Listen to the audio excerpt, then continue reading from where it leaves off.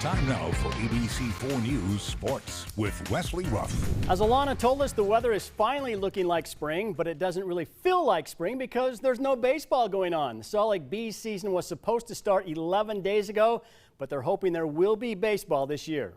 We're very hopeful. It just doesn't feel right not having baseball games. When it does start up, it will have a different feel. They may have to alter the way fans come into the ballpark or seat them every other row, or maybe play with no fans. For us to play in stadiums without fans does not make as much sense as it does at the major league level. With they would still have people on TV or be able to televise everything. And but I think in our case, we really are hopeful to have our players be able to come here and play with fans in attendance. One of the nice things about baseball is we're outdoors, so the venue at least seems to all of us that we're in a little bit more of a safe situation being outdoors.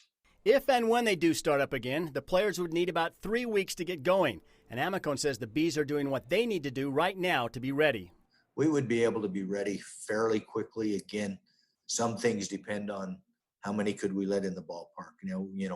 We'd have to get prepared for how are we serving food? Do we have more grab and go situations and some things like that? So a lot of moving parts. The minor league season could be cut down, maybe around 70 to 90 games, but even that would push the end of the season way back. We've heard the major league scenario that they may be playing into November and maybe even into December. And for us, the one thing that they have an advantage is, they can do the playoffs in warmer weather climates or even in dome stadiums and just have them neutral sites. But I think, we could look at perhaps playing into September and even into October if we needed to get a number of games. Overall, Amicone just hopes baseball can help bring the nation back together like it has so many times in the past. One of the things that baseball's done over the years and throughout the history of Major League and especially minor league baseball is it's been able to be a great healing process. We see ourselves as being